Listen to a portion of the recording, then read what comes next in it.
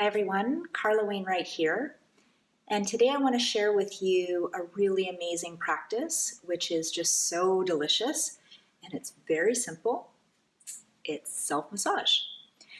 I taught this in my retreat this past weekend, my women's retreat, and I actually teach it very frequently at retreats because it's such a powerful way to start the day and really prepare the body to move into more practice and just really feel effervescent and alive and really, really great.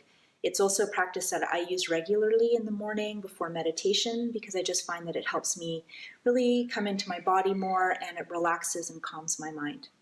So let's begin. So you start at the head and you can just do some circles along the scalp. That always feels so good. Nice little head rub, and maybe noticing some of the sore spots on the scalp. I also like to drag my fingernails across the scalp, and this is called 10 dragons running through the forest in the Taoist system. You can also grab a handful of hair right near the scalp and twist. This is called hair pulling, and it's very, very powerful. It's a really amazing release of the fascia around the face and the skull. Feels great. So if you have more time, I recommend spending a few minutes here, moving across the skull, just grabbing a handful of hair and twisting. You want to twist until you feel that intensity begin to dissipate. Might give you a bit of a crazy do. And then I'll remove my glasses here. We're going to just come across this face. So I use my first two fingers and I divide my face in half. And I sweep my fingers from the midline to the temple, sometimes massaging the temple, across, and then coming underneath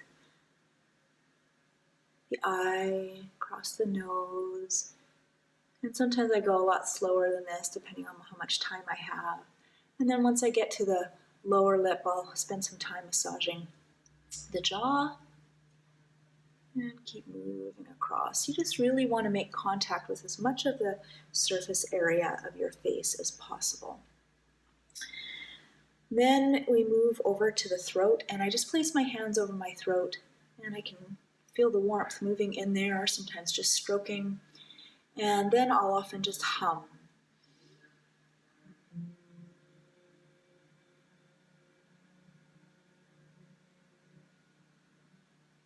To activate the vocal cords and stimulate into the throat chakra, Vishuddha.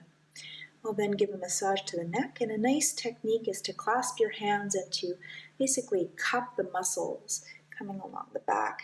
Nice release here. Also using the thumbs and then getting to the traps. And then finding your way along as much of the upper back and the shoulders as you can. So again, I'm going pretty quickly here for the video, but I encourage you to take as much time as you like. And then beginning to massage the arm. And as you come to any of the joints, we always want to be really gentle. So massaging with your hands, circular motions in the elbow, and coming all the way down to the wrist. I'm doing some work in the shop, you can hear. And then moving to the hand. And then you can really divide the hand into lines. So you have these 5 lines running along the hand, and you're pressing along those points right to the tip of the finger. Good. Okay, and so you'd complete that, and then again rubbing here, and then we'd move over to the other side. I'll do this side fairly quickly. Rubbing on the wrist, and then moving to the hand. You know, our hands, of course, really are the parts of our bodies that we connect with others with and that we do our work with, and they often can really benefit from some release. Another good point to get on the hands is here in the space between the index finger and thumb, and this fleshy bit, and you can press with your thumb. Sometimes feels quite tender, but there can be a nice release here. This is also a great point if you get headaches. Okay, so releasing that out. Then we come to the chest. Oops, sorry, hopefully the mic didn't get too loud there. So then you also want to massage the breast tissue and coming along to the belly and doing big circles, moving clockwise, always moving in the direction of digestion. And you want to get the side body and then coming along the back body, making sure you rub the kidneys. And then, of course, trying to get as much of your back as you can. And if you can't reach everything, just doing it in your mind, in the hips. And then you can make a loose fist and do this kind of knocking action here on the buttocks. You can do it softly or firmly as you like and come into the legs. Often I'll do both at the same time. And then again, you can do this squeezing into the thigh, along the back. And then always being really gentle with the joints. The knees, they really feel good with some warmth here. And then again, coming along the calf. So I like to do this squeezing motion. Calves can hold a lot of tension. I know that I have very tight calves, even despite doing lots and lots of yoga. And then along the back of the calf, if you divide a line here and then thumb pressing into that line, again, it can be quite tender, but a great release nonetheless. Good, and then you'd rub the ankle. Let's bring my foot up here. Looks pretty ginormous in this video. And then we get to the dessert, which is the foot massage. So I don't know anyone who doesn't love foot massages. And so you're just going to squeeze.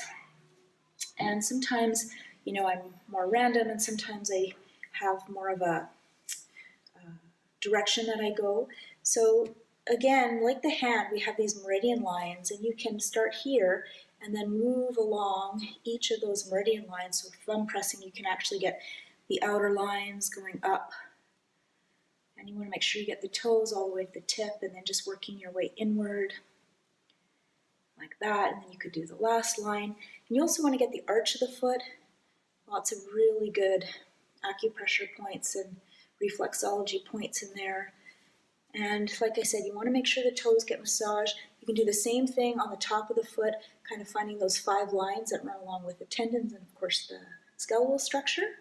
And then the last point that I always end up with is called the bubbling spring. This is an acupuncture point, and it's along the crease of the foot. If you draw a line between the first and second toe, and you press right there. So I press with my thumb, and I angle my thumb right there till I feel it's a little bit tender, and then I breathe. I didn't mention that at the beginning, but breathing is so important, as you know. And then I just sweep that out.